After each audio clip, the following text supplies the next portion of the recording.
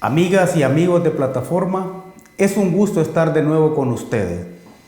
Estamos iniciando el año 2019 y mis mejores deseos son para que todos ustedes tengan un año exitoso, que todas sus expectativas se cumplan y que sobre todo, como pueblo, tengamos la capacidad para tomar la mejor decisión en las próximas elecciones del 3 de febrero de este año.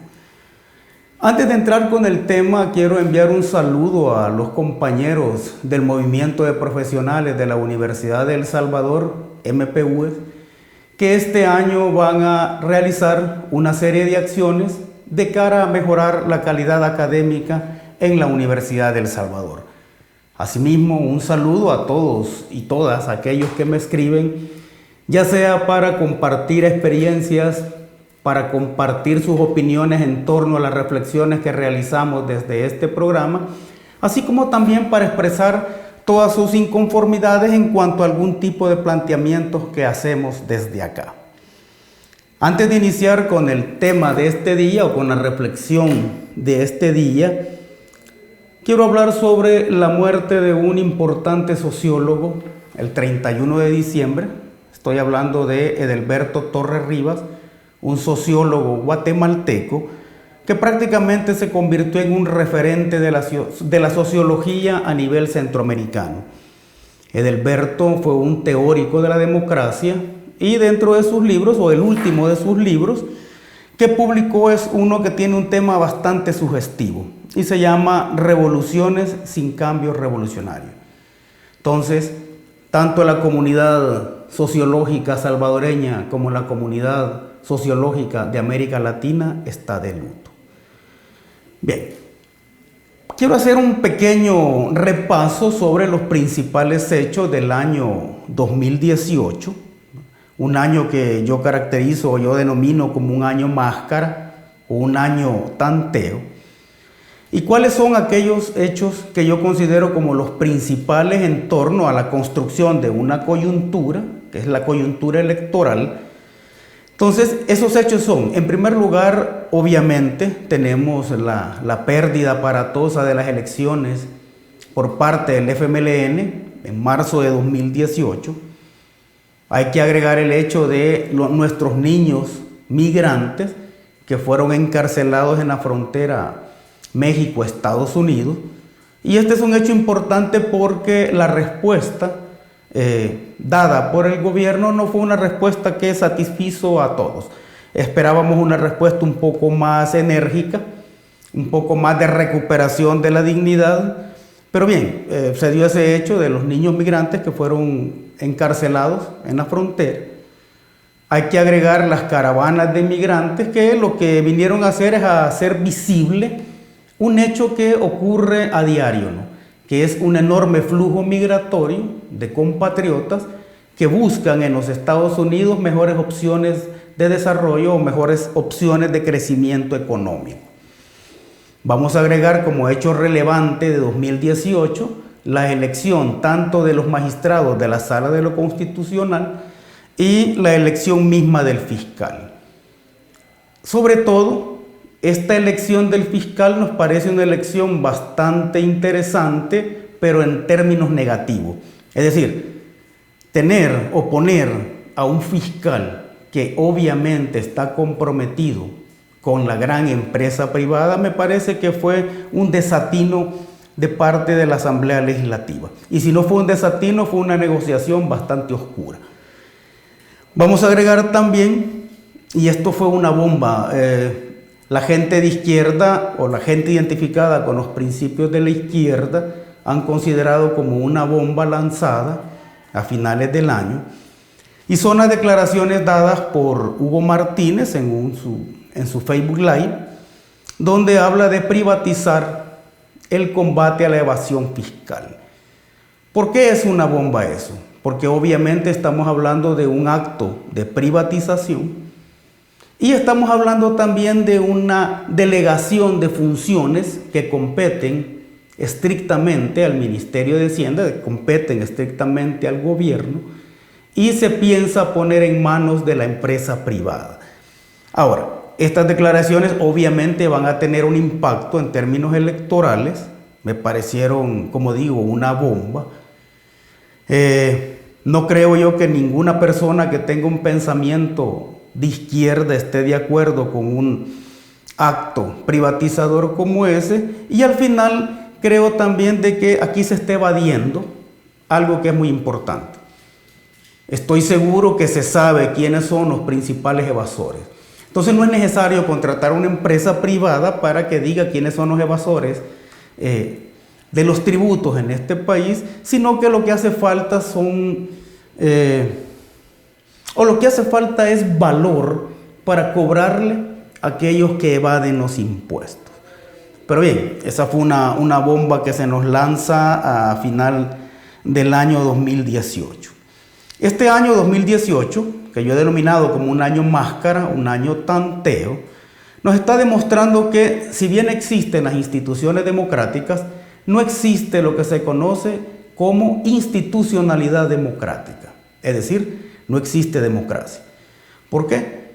Porque se empiezan a hacer una serie de elecciones importantes o trascendentales para el país, como la Sala de lo Constitucional y el Fiscal General de la República, pero estas elecciones no son en función de mantener esa institucionalidad democrática, sino que son elecciones que más bien responden a un tipo de arreglos bajo la mesa, le llaman algunos, y entonces eso nos demuestra que pueden existir instituciones democráticas, pero no necesariamente significa que exista la institucionalidad democrática. Entonces, acá podríamos hablar, partiendo de este año 2018 como el año máscara, de un poder popular fallido. Bien, ¿de qué vamos a hablar ahora? Vamos a hablar de los distintos periodos electorales. Yo estoy haciendo una investigación sobre una caracterización de los distintos periodos electorales y vamos a tratar de caracterizar dentro de esos periodos el periodo electoral que vamos a tener, o las elecciones que vamos a tener en febrero de este año. Algunos datos curiosos a mencionar dentro de todo ese proceso de desarrollo de los procesos electorales en El Salvador. En primer lugar, desde 1886 hasta 1939 más o menos, existía algo muy curioso, y era que el voto era cantado. Es decir, el ciudadano se presentaba ante un directorio, lo que hoy podría denominarse como una junta receptora de votos, y frente a ese directorio cantaba su voto, es decir, decía por quién estaba votando. Otro dato curioso en nuestros procesos electorales es que tuvimos a la primera mujer que se lanza como candidata a la presidencia de la República. No solo en El Salvador y Centroamérica, sino que a nivel hispanoamericano, Prudencia Ayala se convirtió en la primera mujer que intentó acceder al puesto de presidenta de la República. Obviamente la Corte Suprema de Justicia dijo que era inconstitucional que una mujer se lanzara a la presidencia. Y tenemos otro dato curioso, que es que en 1938, ¿verdad? Se decretó que podían votar todas las mujeres mayores de 25 años que estuvieran casadas. Eso cambia a partir de 1950, cuando ya se le dan todos los derechos electorales a la mujer, y a partir de las elecciones de 1952, las mujeres pueden votar sin ningún tipo de restricción. Bien, tratando de caracterizar esos periodos electorales, podríamos decir que por lo menos hemos tenido 5 tipos de periodos electorales en El Salvador. El primero lo podemos denominar como elecciones tipo dinastías familiares. Estas elecciones, o este tipo de elecciones como dinastías familiares, duraron hasta las elecciones de 1931, ¿verdad?, que culminan en diciembre de ese año con un golpe de Estado dado por el general Maximiliano Hernández Martínez. A partir de ese golpe dado por Martínez, se entra a lo que yo denomino como las elecciones militarizadas y de falso pluralismo ideológico. Hasta las elecciones de 1967, cuando se elige a Fidel Sánchez Hernández como presidente, prácticamente lo que habíamos tenido es una especie de monopartidismo, salpicado por una serie de golpes de gobierno, pero lo que se tenía era un partido oficial, se creaban unos 2 que 3 partidos políticos para dar la sensación de que había pluralidad, pero lo que se tenía en términos reales era un monopartidismo. Un tercer periodo, una tercera forma o tipología de las elecciones en El Salvador son las elecciones con oposición real que se dan en los años 70. Acá en los años 70 se logra construir una fuerza electoral bastante amplia que se denominó la Unión Nacional Opositora, y en esa década de los 70 se dieron elecciones con oposición real. Obviamente esa década es caracterizada por los fraudes electorales más escandalosos, los fraudes del 72, cuando llega al poder el coronel Arturo Armando Molina, y el fraude electoral de 1977, que lleva a la presidencia al general Romero.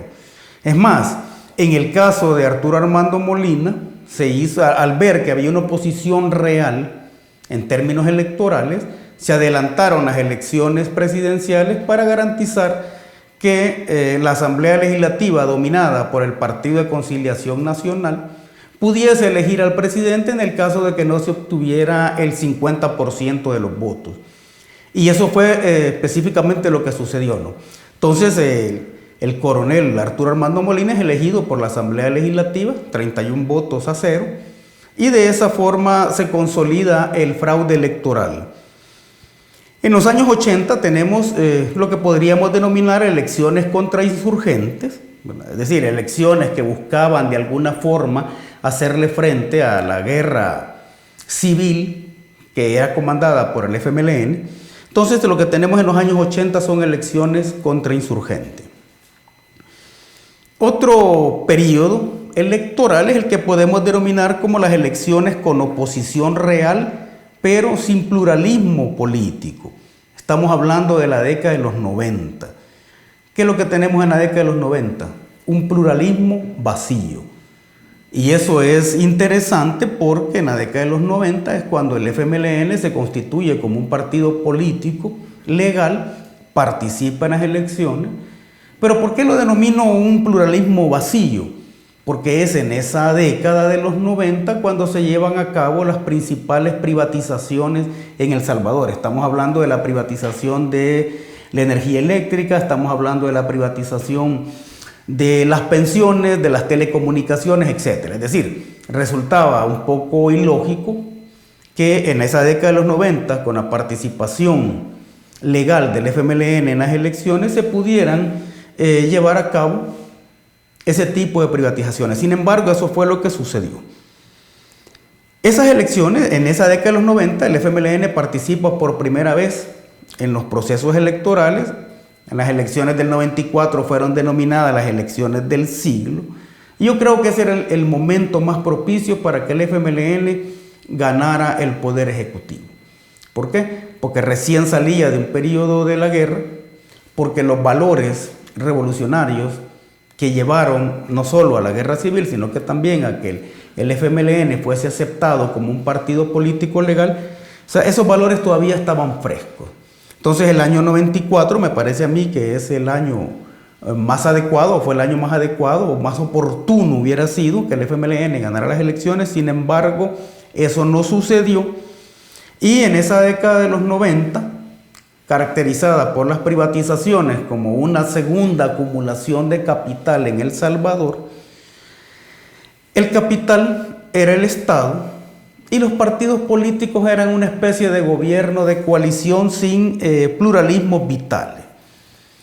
Posteriormente llegamos a lo que denomino las elecciones como ruptura y consolidación del bipartidismo, y acá vamos a hablar del triunfo del FMLN en el año 2009, que fue obviamente una novedad que abrió una enorme cantidad de ilusiones y de expectativas en la población. Entonces gana el FMLN el 2009 con un margen bastante estrecho, y posteriormente en el 2014 vuelve a ganar el FMLN, pero esas elecciones de 2014 a mí me parece que fueron el primer aviso dado por la población a la gestión del frente. ¿Por qué? Porque a pesar de impulsar una serie de medidas de inversión social el gane en el 2014 fue de apenas 6,000 votos.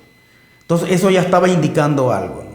Estaba indicando que la gente no solo espera una serie de proyectos o planes o programas que estén aumentando o incrementando la inversión social, sino que el pueblo lo que estaba esperando es una forma de gobierno o una gestión política que fuese marcadamente distinta a las gestiones anteriores. Entonces, 2014 es el primer aviso que le dan al FMLN y creo que no lo vio. ¿Qué es lo que podrían significar estas elecciones de 2019? Acá las estoy caracterizando como elecciones, como las elecciones de la protesta, como una nueva ruptura del poder tradicional de los partidos políticos. Y acá lo que tenemos, o lo que caracteriza, o podría caracterizar a estas elecciones como las elecciones de la protesta, es el hecho de que ha surgido lo que yo considero como una fuerza de preizquierda. Estamos hablando de nuevas ideas, que más que nuevas ideas, al final ese caudal que está teniendo de simpatías y que se refleja en los distintos sondeos electorales, parece ser que son nuevas ideas que están generando en la población, o están generando en las personas nuevas sensaciones. Entonces acá se produce o se puede producir una suerte de alquimia electoral. Voy a decir una frase que seguramente va a repicar mucho en las personas. Voy a decir esto, y lo voy a decir como sociólogo y no lo voy a decir como militante de ningún partido político ni como simpatizante de ningún candidato. Lo que yo puedo decir hasta el momento como sociólogo es que Nayib Bukele ya ganó las elecciones. Independientemente de los resultados, o si hay fraude o no hay fraude, o si es primera vuelta o segunda vuelta, incluso perdiendo, Nayib Bukele ya ganó las elecciones. ¿Y por qué digo esto? Porque precisamente la figura de Nayib Bukele, que es muy querida por muchos y odiada por otros, ha sido el referente para todo lo que ha sido este proceso electoral. Ha sido el referente inclusive en el tipo de candidato que buscó Arena y en el tipo de candidato que buscó el mismo FMLN. Ha sido el referente también en el tipo de propaganda, viniendo desde lo que es la campaña sucia del partido Arena, que yo caractericé en uno de los programas como una campaña al estilo nazi, y también generando o moviéndole el tapete a los dos partidos políticos que hasta el momento han sido los partidos políticos más importantes en este siglo XXI, es decir, Arena y el FMLN. La figura de Nayib Bukele ha generado una especie de temor en los dos partidos y ello ha significado que ambos partidos se le hayan tirado, como dice la gente, se le hayan tirado con patada al pecho a Nayib Bukele. Sin embargo, al menos a nivel de lo que son los sondeos electorales, parece ser que esa campaña de ataque y difamación no está dando resultado. Entonces, estas elecciones, como las elecciones de la protesta, como las elecciones de la desilusión y el desencanto, colocan como ganador, independientemente de los resultados, como digo, a Nayib Bukele. ¿Por qué? Porque la gente lo que ha visto o lo que ve es un descrédito en las distintas instituciones electorales que están en el país. Ahora, en el caso del FMLN, ¿quiénes son los responsables de que haya perdido su hegemonía?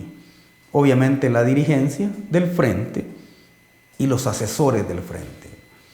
Tiene que haber algún tipo de asesores que son los únicos que están alabando o que están potenciando, digamos, una serie de sensación, tratando de recuperar algún tipo de ventaja. Pero lo que demuestra es de que ese asesor es más bien lo que están guardando, lo que están tratando de salvaguardar, digámoslo así, es su trabajo como tales. Pero me parece que estas elecciones de 2019 pueden significar, como elecciones de la protesta, el surgimiento de una nueva fuerza que llegue al poder como una fuerza de preizquierda, Y acá lo que va a tener como reto, en el caso de ganar Bukele con nuevas ideas las elecciones, el reto principal va a ser tratar de no llenarse de una serie de funcionarios que obviamente vienen de actos de corrupción y que podría significar también que el desencanto que se genere sea aún mayor. Sin embargo, la gente está confiando, la gente quiere sentir de nuevo la ilusión de que las cosas pueden cambiar, no solo en términos de lo material, sino que en términos de la identidad que nos haga crecer como país. Estas son, como digo, unas reflexiones. Se tiene miedo de que la gente comprenda que la democracia electoral puede funcionar. Y al final vamos a ver qué es lo que deparan las elecciones del 3 de febrero de 2019. Yo espero que el pueblo salvadoreño sepa tomar la mejor decisión al respecto. Muchas gracias.